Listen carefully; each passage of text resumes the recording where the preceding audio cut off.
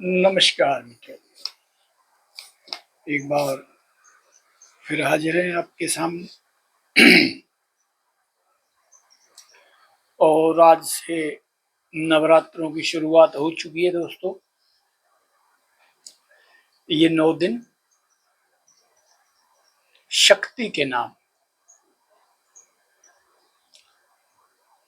शक्ति जो हर चीज में व्याप्त है, ये शक्ति को साधने के 9 दिन है।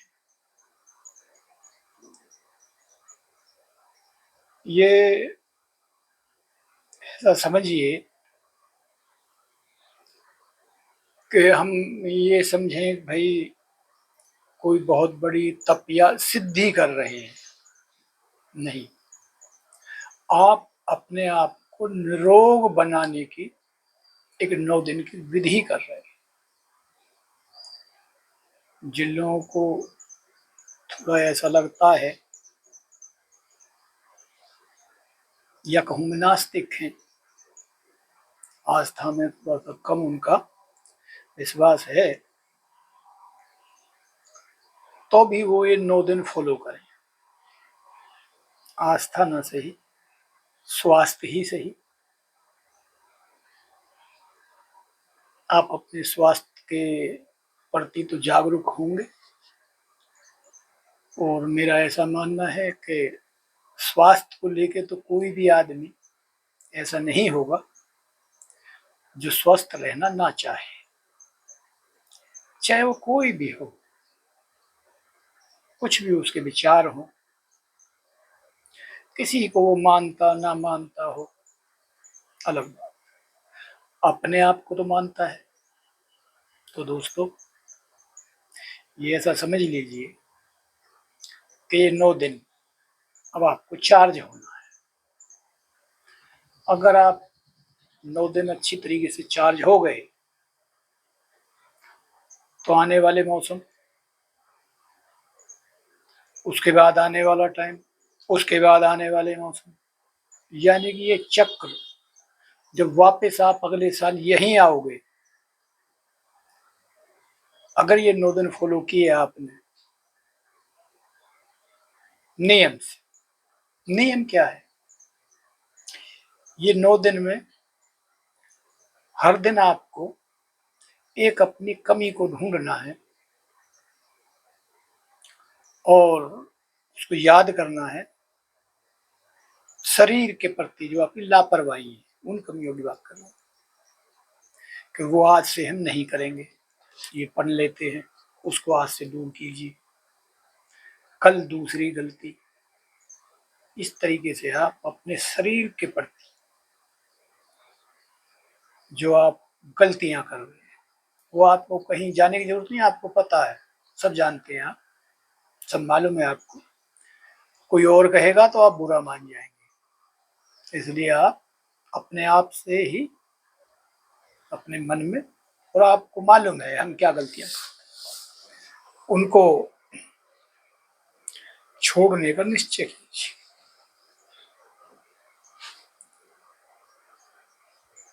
बहुत से लोग जो है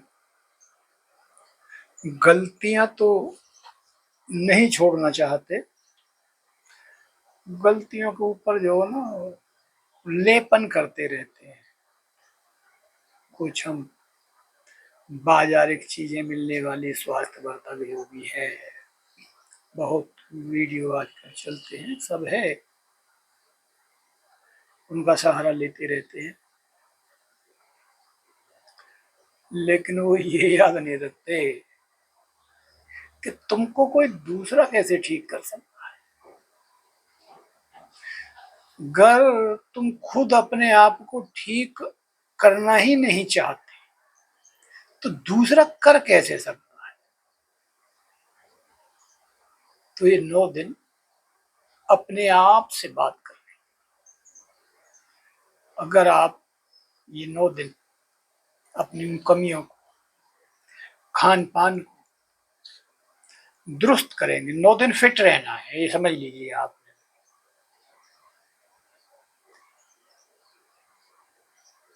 शाम को जल्दी सोना है,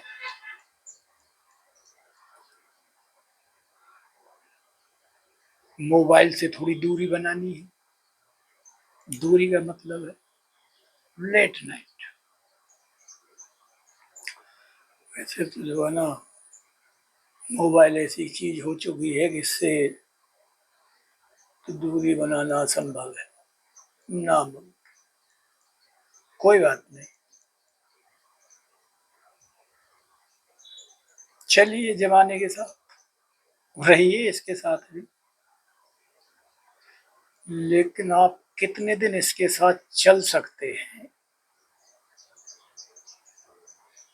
आपको मालूम है मोबाइल वाले भी जो ना इसको अपडेट करते रहते हैं, और एक हम है, सारी चीजें बाहर की तो हमको अपडेट चाहिए, खुद अपडेट नहीं होता।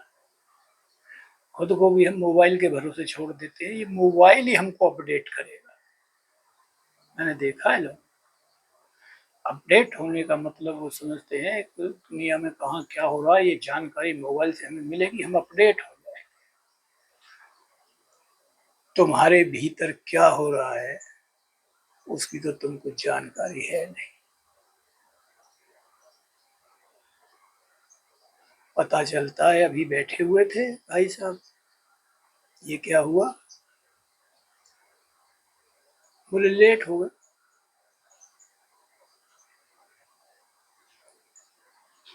मोबाइल अपडेट चाहिए,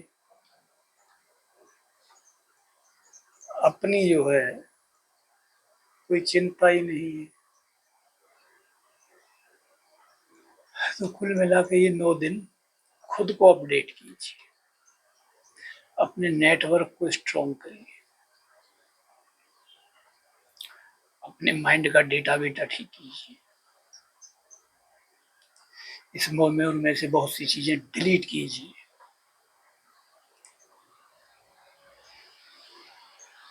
भरी हुई है, इतनी भरी हुई है कि जगह ही नहीं, रात को नींद नहीं आती, दिमाग में नींद आने की भी जगह नहीं। इसको 9 दिन अपने आप को फिट रखने के हिसाब से कीजिए,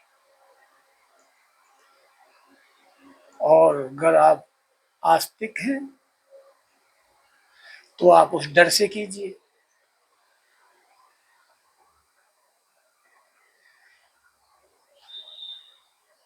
जैसा कि लोग भगवान के नाम से डरा भी देते हैं ना, ऐसे बहुत लोग हैं, मैंने देखा है।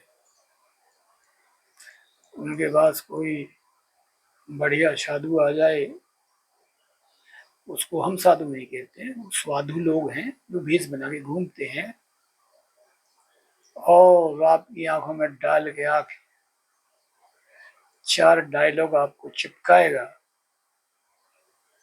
आपकी जेब खाली करके ले जाएगा और आप आराम से दे भी, क्योंकि डर जो है वो डर ये काम करा देता है, डर बुद्धि पे हावी हो जाता है।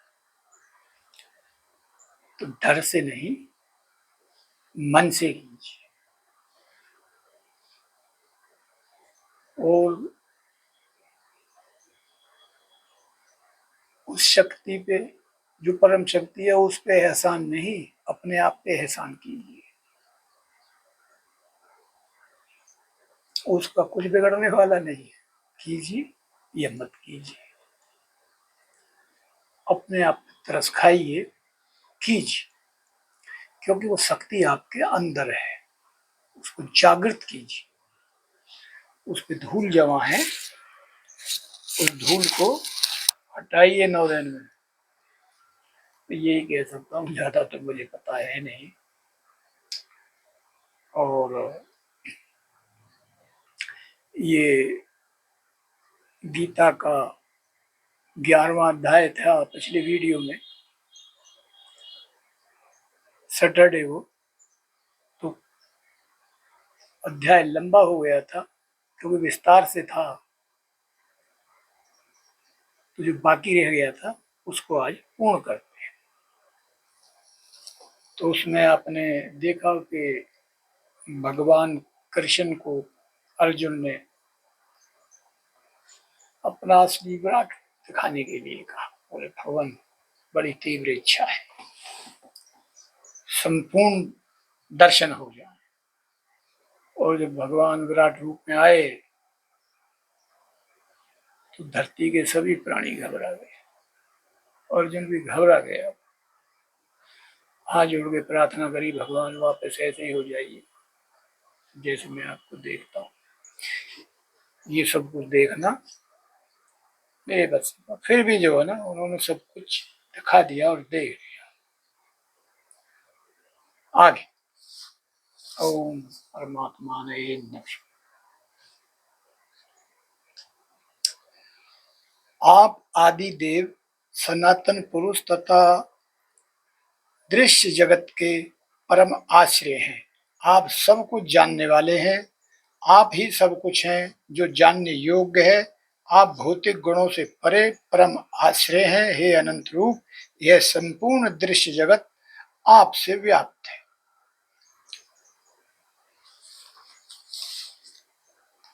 आप वायु हैं तथा आप परम नियंता भी हैं। आप अग्नि हैं, जल हैं, चंद्रमा हैं। आप आदि जीव ब्रह्मा हैं और आप प्रति महा हैं।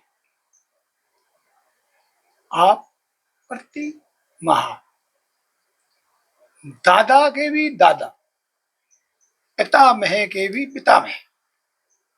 अंत आपको 1000 बार नमस्कार और पुण्य पुण्य नमस्कार।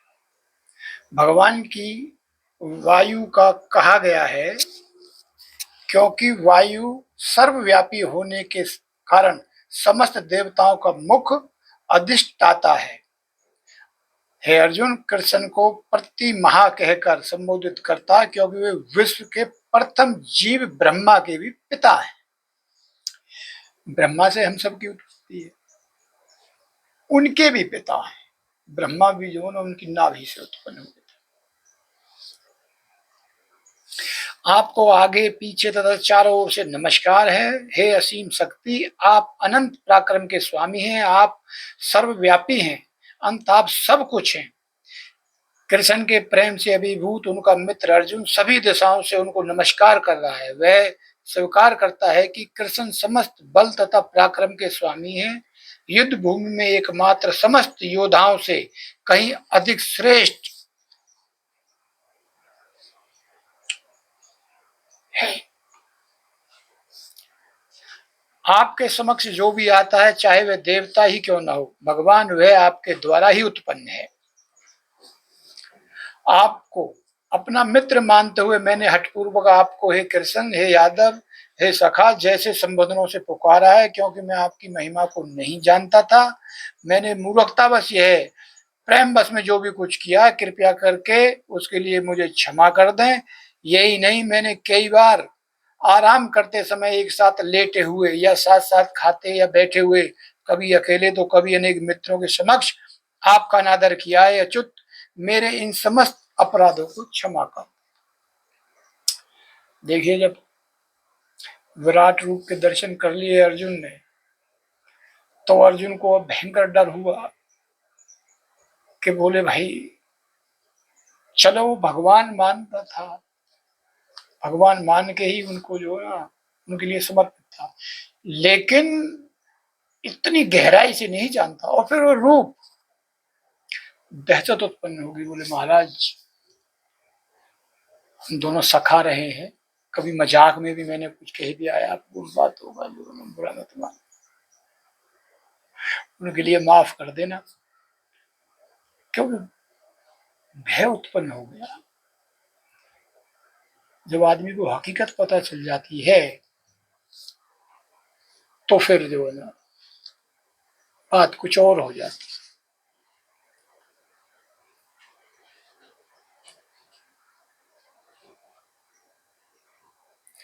आप इस चर तथा अचर संपूर्ण दृश्य जगत के जनक हैं। आप परम पूज्य महान आध्यात्मिक गुरु हैं।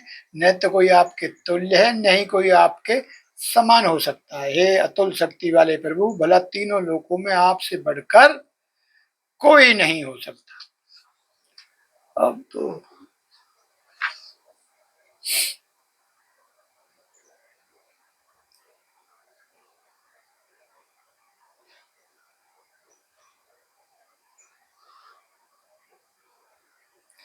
आप प्रत्येक जीव द्वारा पूजनीय भगवान है। अंत में गिरकर सादर प्रणाम करता हूँ और आपकी कृपा की याचना करता हूँ। जिस प्रकार पिता अपने पुत्र की डिटाई सहन करता है, या मित्र अपने मित्र की घृष्टता सह लेता है, या प्रिय अपनी प्रिया का अपराध सहन कर लेता है, उसी प्रकार आप कृपा करके मेरी त्रुटियों को सहन कर लेना।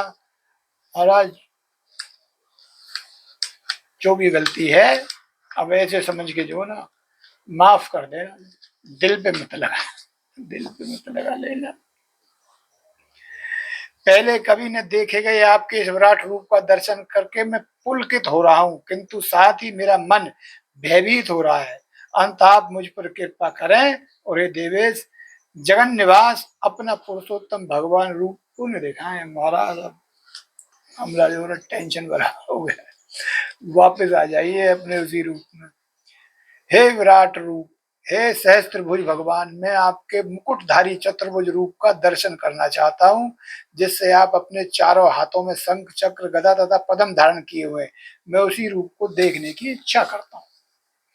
भगवान ने कहा, अर्जुन, मैंने प्रसन्न होकर अपनी अंतरंग शक्ति के बल पर तुम्हें संसार में अपने इस परम विश्व रूप का दर्शन कराया है। इसके पूर्व अन्य किसी ने इस असीम तथा तेजो में आदि रूप को कभी नहीं देखा था। हे कुरुश्रेष्ठ, तुमसे पूर्व मेरे इस विश्व रूप को किसी ने नहीं देखा, क्योंकि मैंने तो वेदाध्ययन के द्वारा, ना तो वेदाध्ययन के द्वारा और ना यज्ञ दान पुण्य या कठिन तपस्या के द्वारा इस रूप में संसार में देखा जा सकता।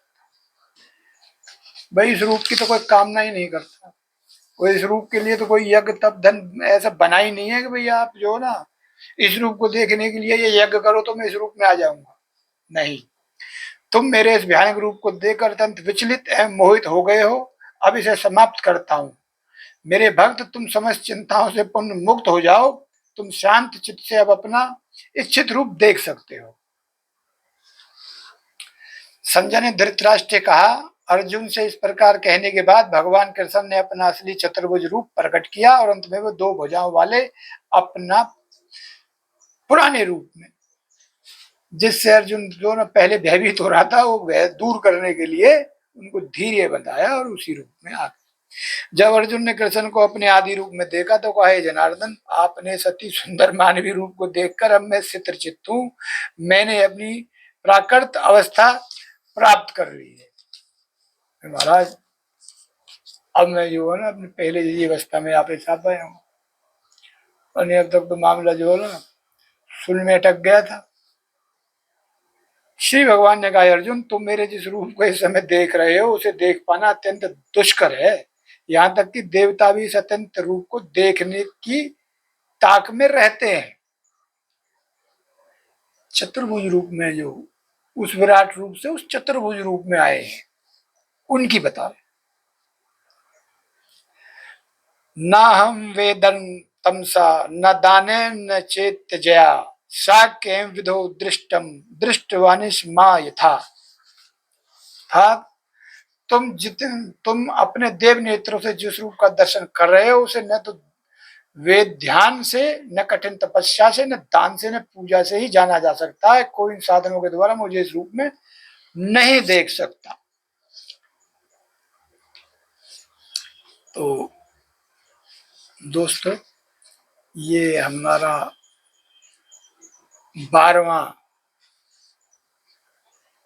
अध्याय था, जिसके कुछ अंश रह गए थे और उनको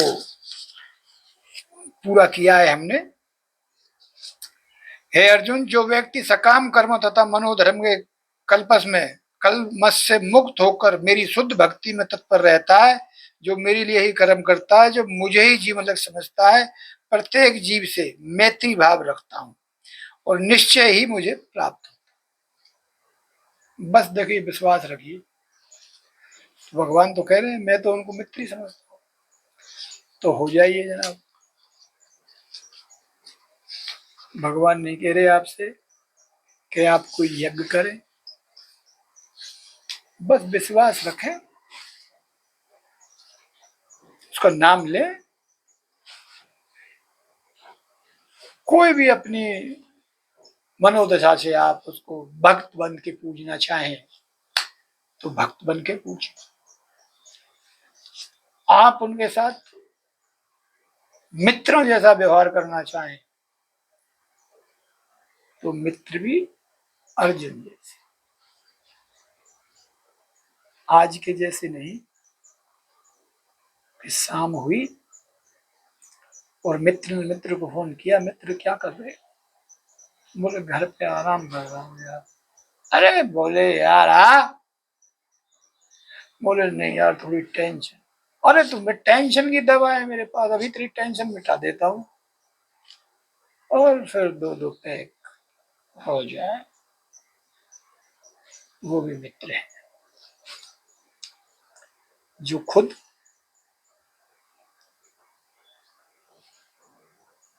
तो ये जानते नहीं है, लेकिन वो दूसरे को भी सोचते हैं ये भी कुछ ना जान पाए।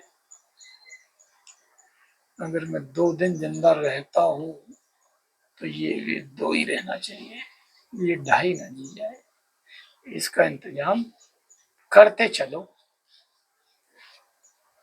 तो उन मित्रों की तरह नहीं, अर्जुन सच्चे मानिए मित्र। और देखिए फिर चमत्कार, तो हमारा 12वां अध्याय शुरू होगा जिसको हम शाम को करेंगे। और शक्ति के 9 दिन चल रहे हैं, तो शक्ति की साधना कीजिए। शक्ति की साधना का मतलब है आप स्वयं शक्ति हैं, अपने आप को साधिए। और देखिए बड़े बड़े ज्ञानी पुरुष, और आप हमारे प्रधानमंत्री को ले लीजिए,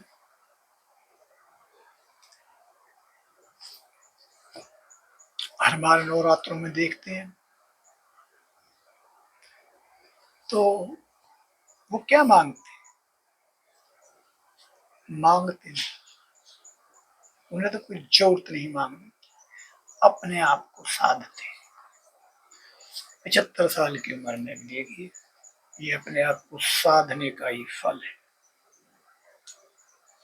हमारी तो 58 में जो है ना कमर टेढ़ी चलते हुए जो है, एक दिन कहीं थोड़ा सा चल लेते हैं, 2 दिन आराम करने की सोचते हैं। और एक इंसान जब से आप देख रहे हैं, जब से प्रधानमंत्री बने हैं, सबसे दुनिया परिचित हुई है, वो दिन एक ढूंढ के लाइए कि जिस दिन तुमने उन्हें आराम करते देखा। मेरा मतलब है ये जो 9 दिन का व्रत है, इस व्रत का आपको क्या फल है? वो कोई ऐसा फल नहीं तुरंत मिलेगा, आपके सामने आप महसूस करेंगे। तो महसूस कीजिए 9 दिन, चलिए आप करिए फॉलो। और भाई हम भी कोशिश करेंगे, उतना नहीं कर पाएंगे लेकिन जितना कर पाएंगे बिल्कुल जो है ना दृढ़ निश्चय। कुछ बहुत सी आदतों को हम भी आज छोड़ने का प्रण लेते हैं, और शक्ति को जगाने का प्रण भी पूर्ण तभी होगा जब आप उसमें शक्ति को संभालें, विनम्र भाव से, क्रोध से नहीं, क्रोध से तो शक्ति चली जाती, विनम्र होकर छोड़िए एक गुण अवगुण, और 9 दिन में 9 अवगुण त्यागिए। खुद ही संत हो जाओगे अपनी नजर। नमस्कार।